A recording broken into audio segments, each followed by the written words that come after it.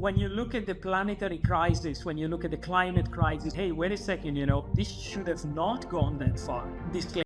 Cocaine or alcohol, Coke is a good example of a product. This week's guest at the Energy Lab podcast is Mario Ubiali. Mario is the co-founder of Timus, a startup company devoted to applied neuroscience. How did we get here? That people are eating something not because of the label, not because of the ingredients, but because of... Timus focuses on assisting in the creation and enhancement of the food of the future. Mario and his team partner with food producers globally, aiding in the development of new products and the improvement of existing ones. Emotion can play a good or a bad role. Food is becoming so polarizing. Vegans versus meat eaters. This worries me. This worries me immensely. Everything you hear about the food of the future is connected with... What sets Timus apart is their higher purpose. Mario is a firm advocate of cultural neuroscience. He believes in aligning food production with the emerging challenges faced by the industry while respecting cultural differences. Something is not working for me in that vision because we're making the mistake of putting again, blind faith and blind trust. When you think you're saving money in the supermarket at the cashier, it's just because probably somebody else is picking up the tab. This is undoubtedly the most interesting and eye-opening conversation I have ever had on food, emotions, sustainability, and the future of food. Welcome, Mario, to the Energy Lab podcast. First, I would love to know what's your superpower. Oh, I think my superpower is by far tenacity. Growing up in a family of entrepreneurs, I remember I used to ask my father, how do you get things done? How did you achieve everything you built in your life as an entrepreneur? And my father used to tell me, I just showed up day after day after day. And I think running an innovative enterprise, creating it from scratch, the one superpower that I really enjoyed having, and luckily enough, I think it's a little bit of my personality, but also my upbringing, as I said, is for sure that sense of never giving up and making sure that you find the strength in you, the belief in your own direction that supports you and sustains you in going sometimes a little bit against the stream. It doesn't happen all the time, luckily enough, but you do have to have that kind of way of going to bed one night and saying tomorrow morning I'll wake up and boom, I'll go back again in the same direction. And it's really something that has helped me very, very much. And it's very relevant in anybody's journey, in my opinion. Especially entrepreneurship and being a founder, I think it cannot just work in another way, right? So that's a wonderful superpower you have. Thank you for sharing it. I'm very curious about the concept of cultural neuroscience. Last time we scratched the surface. I would love to know a bit more. How does provide insights in different cultural eating habits? Sure. Well, the assumption of cultural neuroscience, as a matter of fact, is potentially, in my opinion, quite a simple principle to be shared and understood. Cultural neuroscience assumes that what happens in our brain as a neurophysiological response, as a process response, as a physical and biological response from the brain to how we interact, for example, with food, is something that is the product of stratification of who we are, where we come from, the genetics and epigenetics of our family line and lineage, the habits that we have in life, the memories that we have built in sensorial experiences of food. So, because in general terms, I think we can all agree that a very broad and a very simplified explanation of what culture is, we would say culture is that complex ensemble of factors that identify a certain group of humans who share a set of history, memories, values, reference points, practices, habits, and that construction is very dynamic, but it's very present. So that I was born in Northern Italy. I can certainly relate to a certain food culture that is the Italian food culture, and even more specifically, the Northern Italian food culture.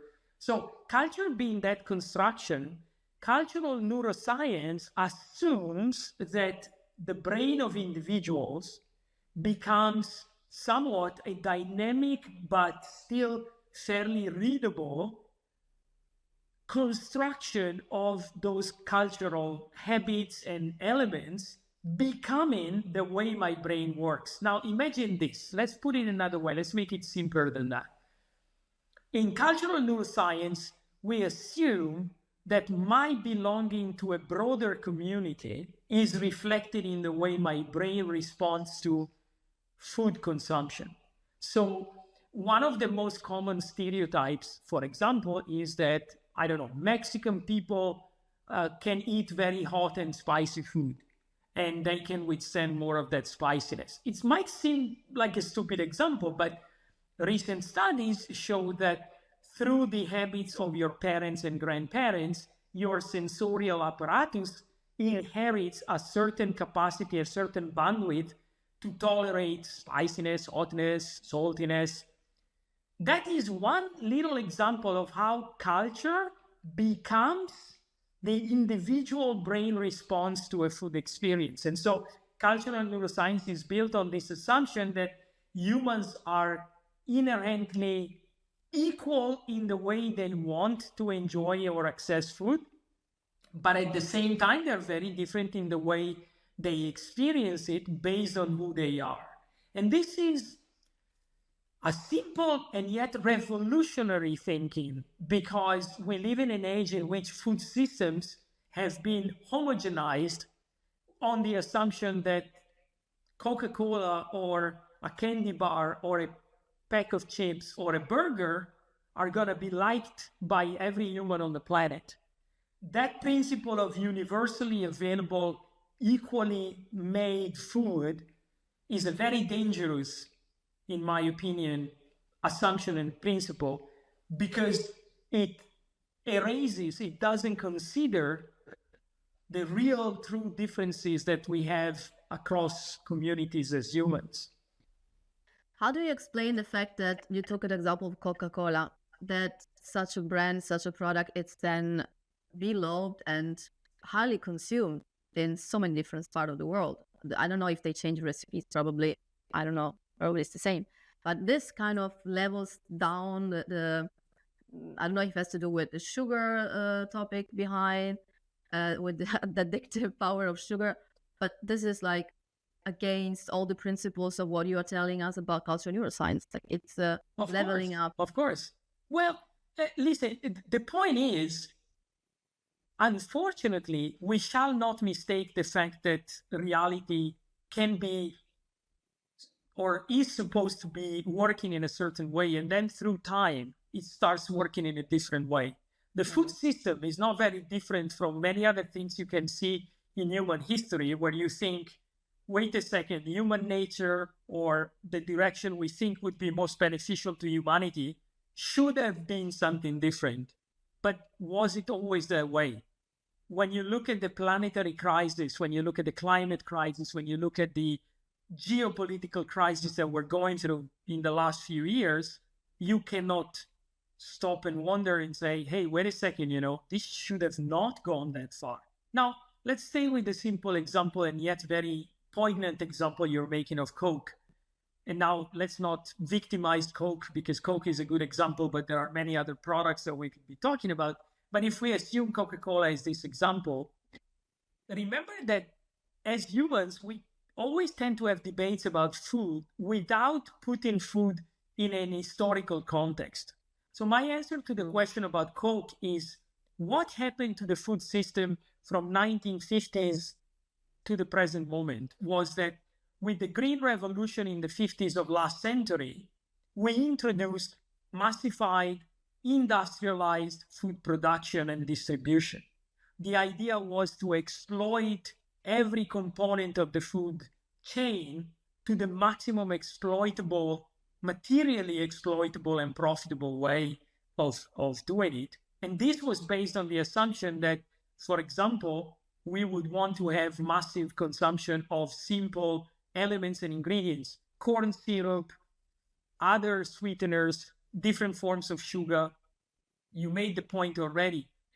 You could argue that Coca-Cola is so incredibly addictive across the board. And I'm going to say something very simplified. So please, let's use this as almost as a joke. Let's not take ourselves too seriously. Disclaimer. But, I could say cocaine is also very across the board popular in different cultures, unfortunately, or alcohol, if we don't want to be so tragic.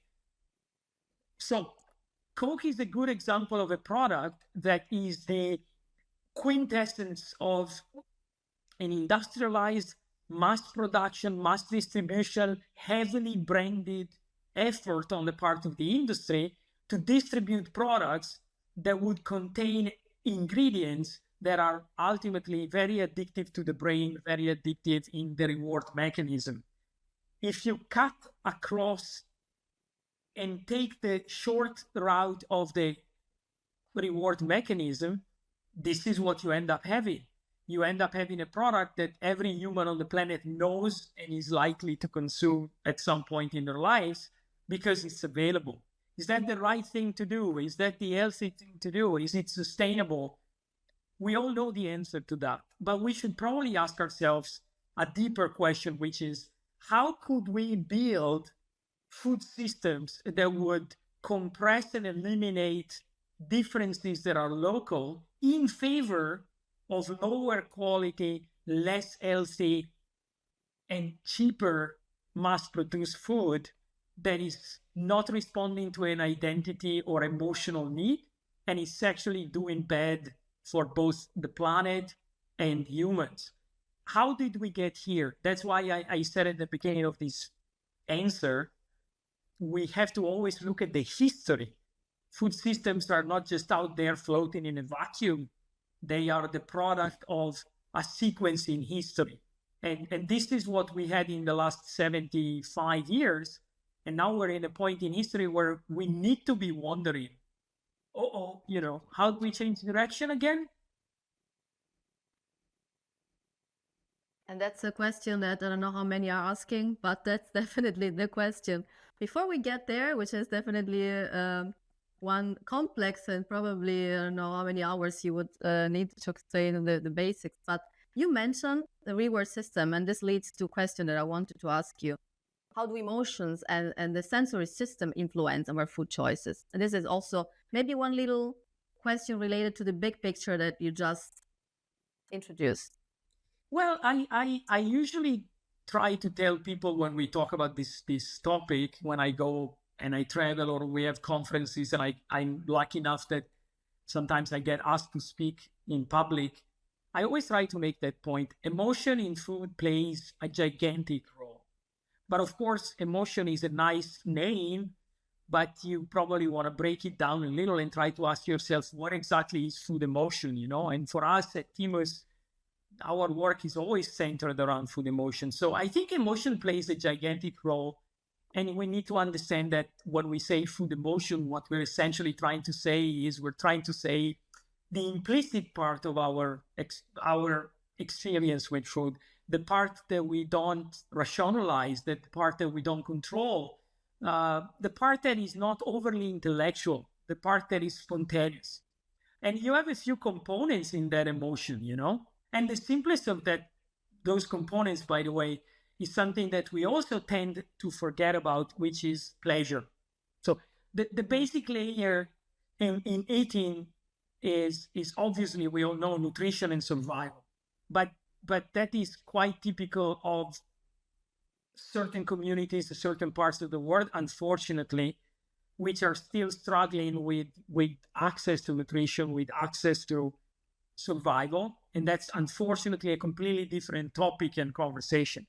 But if you move to the consumerism driven cultures, the wealthy areas of the world, what food has become, it has become something where we have certainly been subject to implicitly much of our reward mechanisms are connected with those ingredients that we talked about. the fact that sugar is ubiquitous, the fact that it's even into supposedly salted preparations, but you still have sugars in different forms. However, there is the positive part, which is we still eat because we like it, but we also eat because of a certain amount of emotion and cultural recognition that is very relevant. Let's stay with simple examples. Again, I'm Italian. I think you are part Italian as well. So um, when I sit down with my expect certain flavors, I expect certain preparations. Those preparations cement emotions and processes implicitly in my brain that will always drive my choices in repeating those experiences, because for me, they become like the fabric of my emotional life.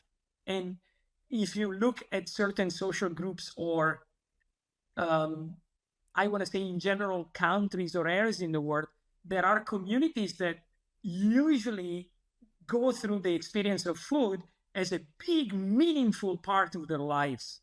And I can think of Italians, French, Mexicans, and many, many other cultures, Asians at large, India, Africa, wherever. Wherever you go, as a matter of fact, you always will find that people are eating something not because of the label, not because of the ingredients, but because of the emotion. So emotion can play a good or a bad role, but it's still a component that is right there, and it's still the component that is the main component driving our choices. And you have strata of emotion. You have the pleasure, which is one of a simple emotion, the hedonic experience. I eat this because I really like it.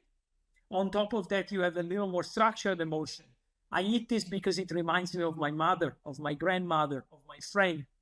Then you have another layer, which is social. I eat this because I love the way that I can share this with my friends or my family. So now I'm eating because it gives me an emotion in a relationship. So what's really important with neuroscience is that we're bringing to light the fact that the mechanisms that induce humans to eat and to go to the supermarket or to the market and buy something and then cook it and then eat it are mechanisms that you usually don't see. When you push that emotion up into the light, you have a better picture. Now that you have a better picture, you can use that picture to design food systems or food solutions that are good for humans and sustainable at the same time. So now you understand why humans eat. Now it's the time to understand what are we giving them to eat if we want to save the planet and make sure that they eat sustainable food. Rec- rec- Why? The why. That's the base, the beginning, right?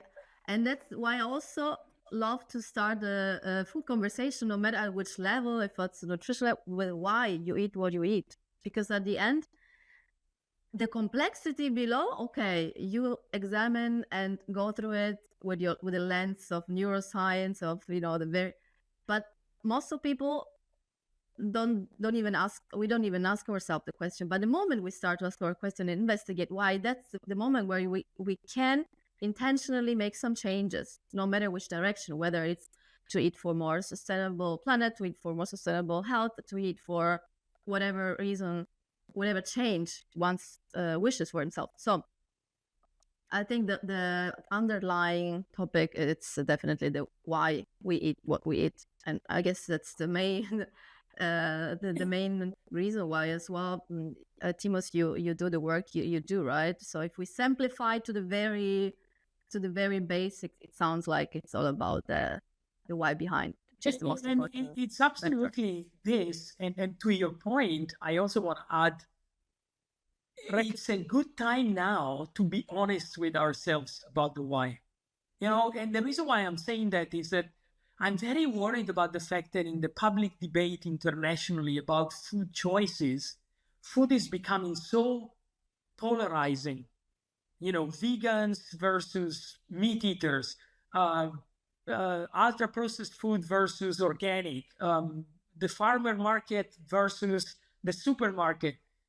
And it's becoming polarizing. And this worries me. This worries me immensely. And the reason why it worries me is that instead of trying to use food as a unifying reconciliation tool something that could make all as human reflect on who we are, why we eat, like you were saying. We now say it's no longer the why I eat, but or maybe the answer I give to the why I eat is not very honest sometimes. It's very political. It's I eat this because I'm not you. I eat this because I'm a liberal, and you eat that because you're a conservative. It's becoming so ideological that I really don't like it, because I think food throughout our history has always been a great way of unifying. And why does it need to be so divisive now? Mm. That's a bit scary. You're right. I notice it a lot, and in general, I'm against polarization because everything which is polarizing is dangerous. Like there is Yeah. always this whether one or the other side. But especially with food, I don't know if it has to do with social media, and there are a lot of influencers trying to gather as many people as possible to their side, and so the more extreme they are, and the more and the more probably they are, the louder they get. And that's very scary. So whether it's for health or it's for the environment, all the polarization and the divisions, yeah, we need to really pay attention as a society, because this is not Yeah. going to help us to create a better future for food. And we are exactly in this top. One of those topics, as you just mentioned, sustainability. How are sustainability concerns shaping our eating habits in your world? Do you notice an increased polarization, and maybe you already said, but it increased attention and increased awareness? What can you share about it?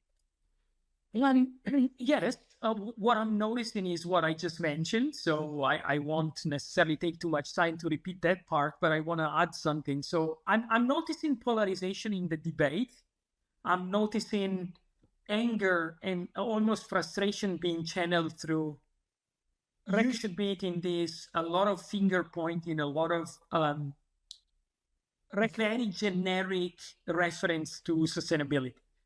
However, what I'm also noticing is that I think there is a huge contradiction between the general public discourse about, food systems are not sustainable, let's make them sustainable. But then when you look at how to make food systems sustainable, what I'm seeing in my work is that there is this huge contrast, because everything you hear about the food of the future is connected with technology. If you stop and think about this, if you go to any conference about the future of food, and I go to many, many, many of them, most of what you hear, 95% of what you hear, is about we have a new technology to make a different kind of plant-based food. We have a new technology to make butter out of CO2. We have a new technology. We use AI to make the ingredient of the future. And something is not working for me in that vision, because the current food system is not sustainable. Okay, I agree with that. I think there's plenty of figures to say that. Now, is the solution something that I need to manufacture via technology? Or before I use technology, shall I ask myself whether the solution is in fact to be driven by going back to human diversity and the real human expectation in food? Sustainability is not just environmental. Sustainability is environmental sustainability, financial viability and economical sustainability, social sustainability and human sustainability. And the equation only works if you kind of balance those three pillars. The three legs make the table stand, at least three, if not four, but those three make the table stand. And what I'm seeing in our work with corporates, with ingredients companies, with CPGs, with universities, is a lot of forgetting that part of the sustainability direction in food should take into account the reality of food systems, and not just everything needs to be thrown away, let's use some technology, it's going to be all right. The world wants a connection between and an inclusivity from the farm to the table. And right now the debate is everything is about some sort of factory where a certain technology is going to work on a certain product and it's going to give us a solution. All I'm trying to say is what I'm seeing is a lot of confusion, a lot of contradictions, and too much reference to technology and not enough reference to cultural and bioregional expectations. Rec- rec- Looks rec- like we're going away from the origin of everything, which is nature. We haven't mentioned it, but if you think Correct. about where everything is born, like the energy needed to do everything, the energy needed to fuel ourselves, because food, first of all, is fuel. Otherwise, we don't function, no matter what we eat, what we like, what we polarize. So we kind of going on the other extremes of the approach, which is technology.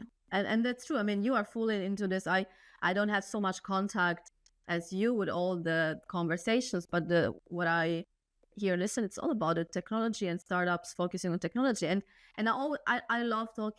I love myself, like real food, right? Like the things that are close to the real. I mean, coming from Mediterranean diet and everything, which is the real food, the single ingredient stuff, and thinking about the processes behind producing food. If we like go full into technology to feed ourselves, like I don't know, I think I don't want to be in that kind of kind of world. No, but the There's point is, the question I'm going to ask you in a provocative way is also because this is part of the debate that some people are raising in food systems is, do you have a choice? Because that's the trick. The reason why the future of food system is very political and very social in terms of its importance is this. You talked about nature, okay? In all of human history before the Green Revolution, there has been a continuum between nature and humans through food. And so this was a whole, this was an entire thing. And then with with the mass industrialized ways of producing food, we kind of broke it. You break that continuum and you separate. And one end you have nature, which becomes a name, but people have no notion of what exactly is this nature because we don't have any contact with nature in most of our lives. So we got separated from nature, and what came into the middle was the system of producing and distributing the food. And that's the reason why I'm asking you the provocative question is, even if you realize as a human being now that you want to go back and reconnect with nature, okay? I've been separated, I want to reconnect. You're still going to try to go back and find a wall in the middle, which is the distribution system, the access to food. And you and I are super lucky because maybe by spending a little more money or taking a car a few miles to a certain place, we can still find our way around and reconnect because we're going to be able to talk to a local producer, go to a farmer. But imagine certain urban or climatically unfavorable areas in the world where you combine that with poverty, and the result that you're going to have is that you have a mass of humans who only can access a certain category of food, and that is mass produced, low, cheap price food, which is, I don't care what they say about, yeah, we kind of brought a lot of people out of hunger with industrialized mass food systems.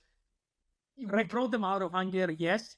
To what price? We still have to calculate that price for the planet, for the health of those people. Why is obesity much more common in low income families in America, for example, or even in Europe? Because bad food and unhealthy food is a lot cheaper than good food. So the real problem here is that we talk about the future of the system, but there is a mass removal from the conversation of the topic of where is nature in all of this? How can we reconnect people with nature so that they can understand that food is our mean of being connected with nature? This is where I'm more worried, if you will, these days, because I think we're making the mistake of putting again, blind faith and blind trust in technology. And technology, I'm not an anti-technology. My company is using technology extensively, but we're trying to use it with a direction and a purpose. But when technology becomes like the only reason why you operate, that can't bring anything good. So, do you have an answer to this question? Because you started asking me a question and out of the wall, but then you went to another question, like I mean, is it something that can we break down the complexity of how we reconnect to the real essence of food, or are we in the condition where, as you said, it's only for the lucky ones that can afford it, and the rest it's not going to be feasible because we need to feed everyone. We cannot leave anyone behind in that system. So we need to find compromises. Like, do you think, is it even thinkable of having that level for everyone, or it's just not possible or too late or whatever? I don't know. I wish I knew. If I knew, I would be a messiah and I'd probably be very rich as well. But I can tell you that I think we need to identify a few fights that we have to fight. And I think we need to fight them. I honestly believe that one of the reasons why we need to be pragmatic. So if this is the picture, it's so complicated that you have to just decide where you can act and where you can start. For me, for our company, for Timus, we decided to start from the idea of bringing this message to even large corporations globally and try to make sure that they would have access to a technology that would change their minds in terms of how they make products. Is that going to be changing their minds for good? I don't know. But again, I would rather have tried to go to them with a solution and with a message than sitting in some office complaining about the situation. Number one.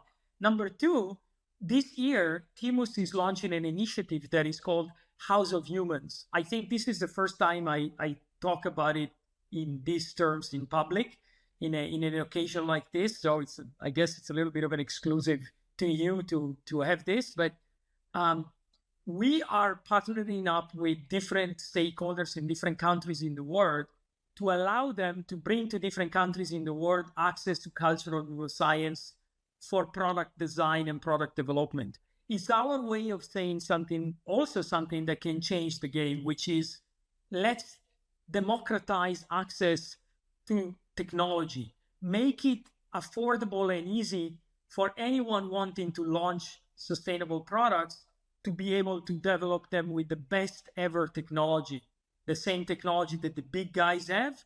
We want to make it available to everybody in the food system. So for me, that's two examples of saying we gotta fight some fights in terms of choose them and then try to make a difference with those. I don't have the entire solution, but maybe I can do this, I can do that. And we do a lot of education too. The third other front on which we're very, very committed is we constantly go to universities, to high schools, to grade and mid schools, and we teach, we talk about this, we talk about food, emotions, culture. So start somewhere. I guess that's the only answer I have to the question. I mean, it's about figuring it out if you don't have figured out, because they're so complex topics that there is no perfect recipe already there and you take it. So you need to do things and align with the purpose, with the right purpose. And actually, I was planning to ask you what do you think it would be the connection with small and medium enterprises to use this technology that usually it's only for big one. And this is great news. So like it's fantastic. Project. Is it a project, right? How do you describe it? Is it like a new branch project? It's actually a project called House of Humans where hopefully in the very early summer, we hope in June, we will start making announcements about opening up a House of Humans in Italy, a House of Humans in Spain, a House of Humans in Hungary, a House of Humans in Sweden, in the United States, in Canada, where we're talking to very many different people. Again, another great thing is there are great people out there. We also need to drop this cynicism and constant pessimism and recognize that let's talk, let's interact. There are amazing people out there. Humans are not just all devilish beasts. Humans can also be fantastic. And so we're trying to join forces. So it's a project. House of Humans will become a thing in the summer, I hope. We're very advanced in building this. And I'm happy to say it's been a ride because I've met other people who say, okay, I want to do something. I want to do something for my ecosystem. Let's come together and do it. That's fantastic. Yeah.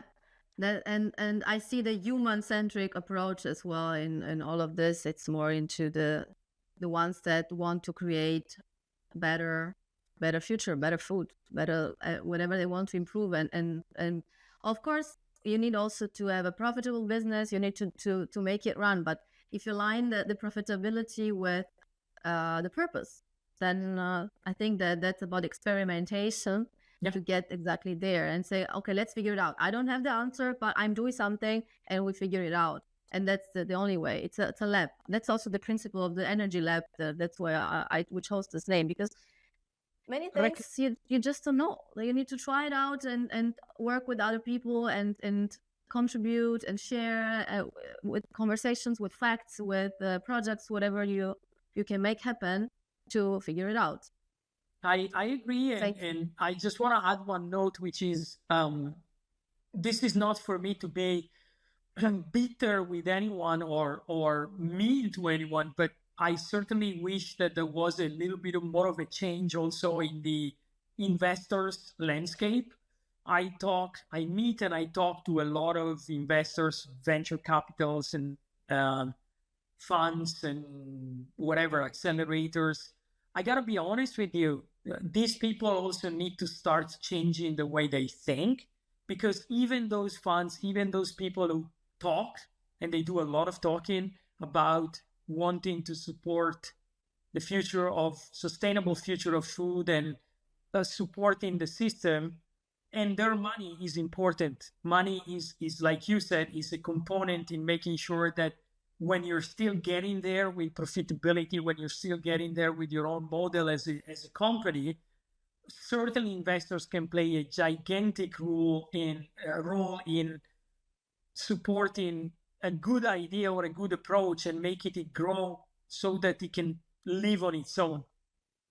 We need to drop a little bit of the greenwashing and a little bit of the hypocrisy of certain things that I've heard, which unfortunately I've also experienced. They don't correspond to the actions. They don't correspond to what certain investors really propose to do. And this power play needs to be brought back to some reasonable level. Otherwise, the financial element in the food system is only going to be a repetition of what bad financing has done in the rest of the capitalistic world, you know? And so we got to be careful. It's a different conversation. We don't want to go too much into that, but I just wanted to point out for our audience that if we want to realistically start somewhere and fight the fights, we also want to have honest, frank conversations with the financial side of the food system.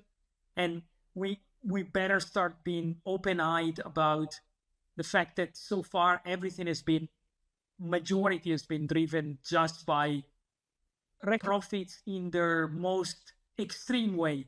Because profits are okay, they're good. I don't expect people to throw away money because they like me. But instead of talking about mid to long-term value to the system, any investor is only talking about, can you get me a 10x profit in the next 3 years? And as long as we only apply that rule, that means that the value that we're putting out there is speculation. It's the Ponzi scheme of a little money now to get a lot of money and then run. So you're not building anything for the system. That's the truth. And so VCs need to get their act together. Let's put it that way, in a polite way. The length, the short or long term perspectives. I mean, if it's something it's long term, you cannot look at it at short term. And that's always the challenge, because those topics we're talking about, it's nothing happening overnight. So that is exactly the point. To have the vision and the vision. And I think what's really like real purpose-driven business needs to have a vision, and the vision cannot be like the one of how do you call it in English? You know, probably better myope. Short-sighted. Exactly. Sure. So at the end, it's the alignment there. It needs to happen. Otherwise, it's not sustainable again in terms of financial background. Absolutely. Okay, so you're fighting as well that war, or let's not be so aggressive with the words. Let's say that coast. Yeah. To be honest with you, there's not a lot to fight. It's difficult to fight somebody who has a lot of billions in the bank and decide what to do with their money. So I don't even define that as a fight. I would rather say I'm trying to have intelligent conversations with investors, and I'm trying to educate them to think differently, but I'm not very optimistic about it. There's a few exceptions. There are a few exceptions out there, but I don't know. For me, the jury is still out. If you ask me today, I'm not sure they're really doing the best for the future of food systems and humanity. I think they're only doing the best for their own bank account right now. This one topic, it's a topic per se, a very important topic per se, and I will disconnect a little bit on the next question, which I wanted to ask you. I mean, not to diminish the importance, because I think that's the first. If you have the founding on the project, then you can try everything, but that's important. So it's a very key conversation.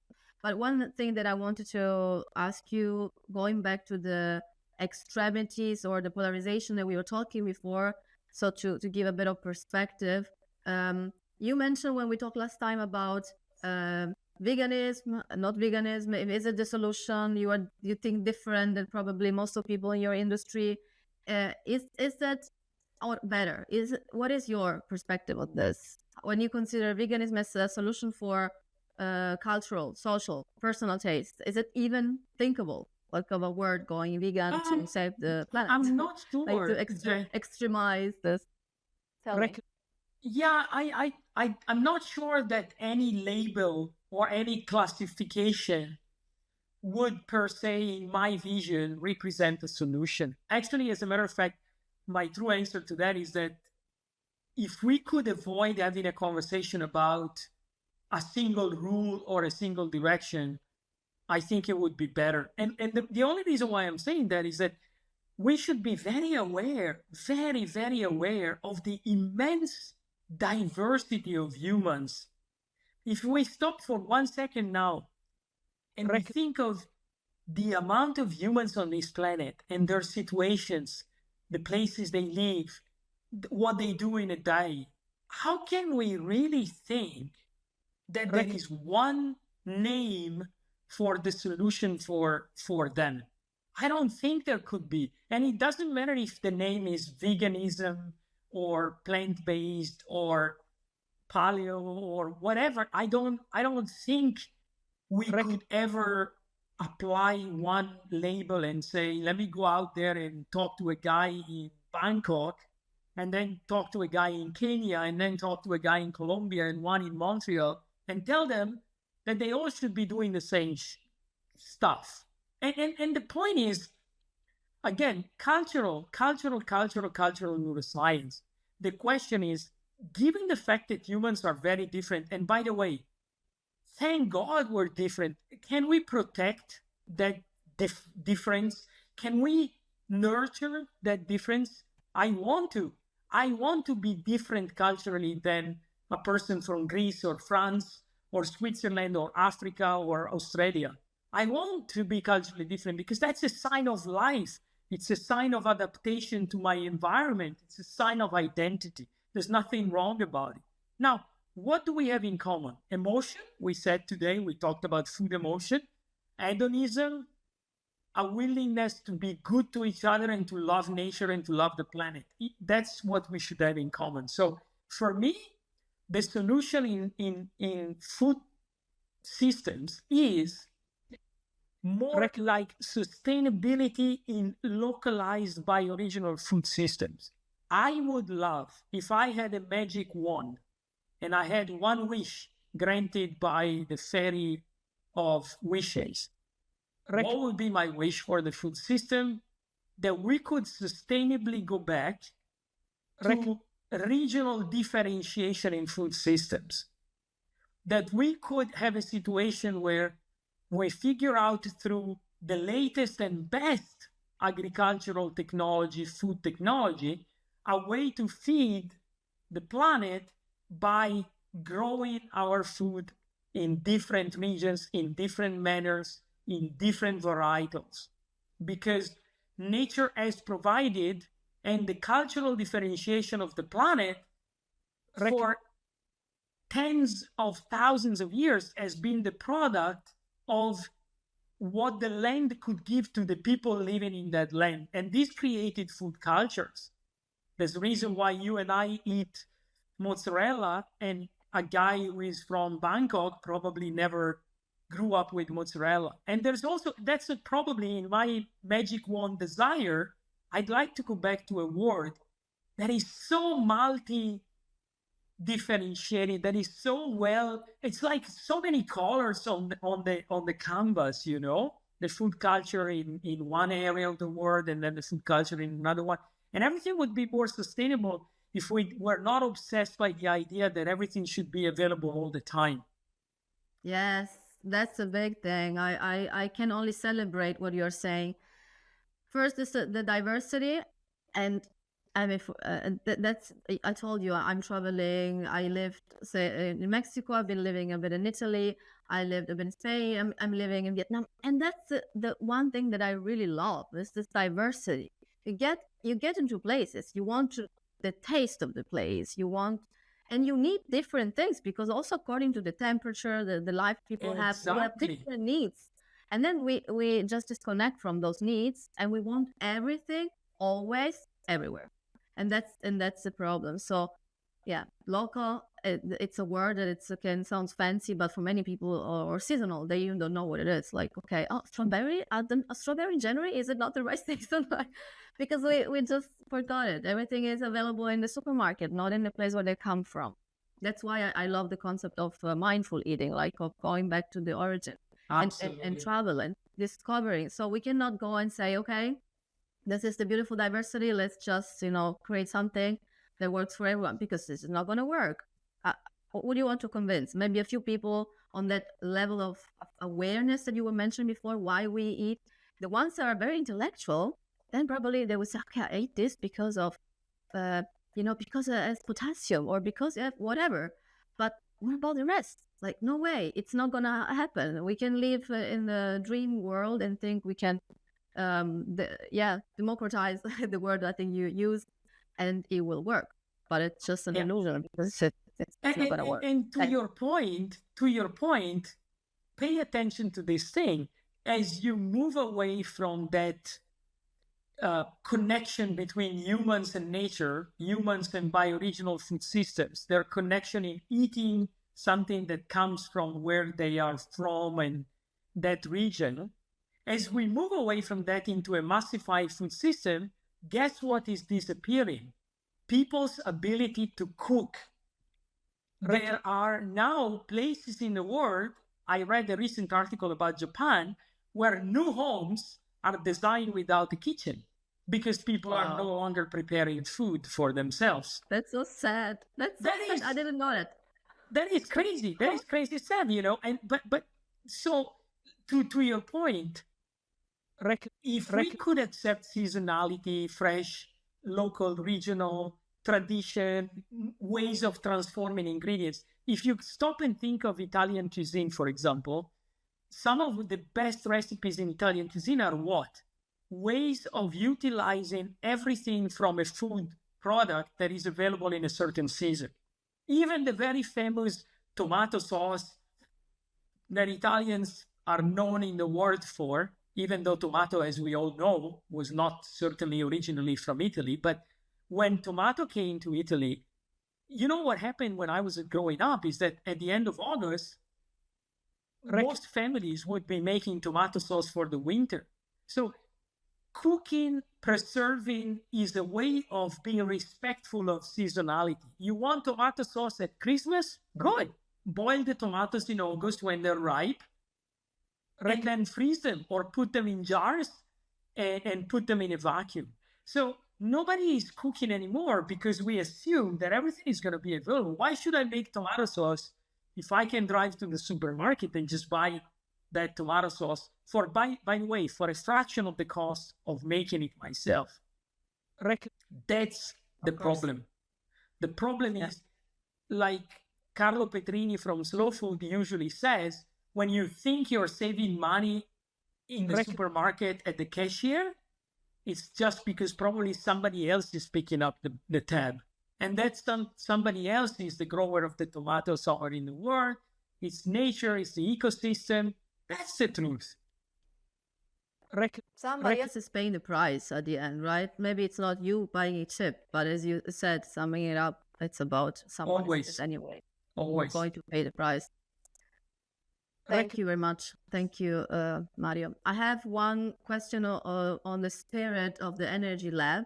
You're doing a lot of amazing things. You just also introduced this project that is going to happen. You're working hard. How do you make sure you take care of yourself? Like talking about food sustainability, but how you make sure you have that energy that can fuel your power to make all the experiments and the figuring out what's needed to have a better food for the future? My answer is going to be super simple, and probably you heard this answer many times. First of all, I sleep very well and as much as I can. I try to go to bed early and wake up early, so sleep is very important to me. I drink an awful lot of water during the day. I try to eat regular times in the day. I'm very regular, like clockwork. I stop and have lunch and I have good breakfast and all of that. I certainly recharge via physical activity. I'm lucky enough that I can go running maybe or cycling around my house when I'm here, or when I'm traveling, I just use the gym in the gyms. That's like for me the routines that are good for trying to keep in a good health and a good level of energy. On a separate, different level, which is much more important spiritually and in terms of my mental energy, I think where I get the most of my energy is by dipping myself into my family, the love of my family, the life at home. In that, I'm a very traditional, if you will, person. I love doing gardening. I have a small garden. I love to do work in the garden. That's my medicine, my therapy. I certainly like to cook and to eat. And last but not least, I live in a part of the country in Italy that allows me, again, being lucky, we talked about it. My wife is a housewife. She is a great chef. So every single day in my household, she buys fresh food, preferably from local producers, and she cooks it fresh for every dinner. So I'm very privileged. I can also regenerate myself by tapping into a very good level of nutrition and a very good level and combination of different products that we consume. So all in all, I think it's a little bit of a matter of loving ourselves. That way, if we take care of ourselves, it's probably going to be easier for us to take care of others and the planet. But yeah, so essentially that's how I get by. That's fantastic. Thank you. Yeah, I think you have a mix of everything that's really needed to fuel the great energy you have. And yeah, you said it. It always starts from us. How do you want to create, difference, having a purpose-driven business and really contribute to something greater if you first don't take good care of yourself? So happy to hear you're doing this very well. Where can people connect with you? Tell me. I think the easiest of all is to look me up on LinkedIn with my name and surname, Mario Ubiali. I answer everyone there. I love to have connections there. That's the easiest way to reach out to me. Of course, people can also just write an email directly to me, and I make it public because it's my work email, so I only check it for in business hours. And that would be M, all in small letters, M dot Ubiali, M Ubiali. So M dot Ubiali at Timus, THIMUS.com. That's my direct email or LinkedIn, and I'd be happy to, bring on the conversation with anyone who wants to discuss and expand. And really thank you also for the opportunity today to have this amazing conversation with you. And I love your project. I love your energy and your spirit. And I was really looking forward to this opportunity of finally speaking to you. Thank you so much, Mario. Thank you for sharing all the knowledge, for all the commitment you have. And it's been really a pleasure talking to you. I'm looking forward to the next conversation and know more about the projects you're going to start, and wish you all the best success. Thank you so much. See you, Disturb. Thanks. Thank you. Thank you.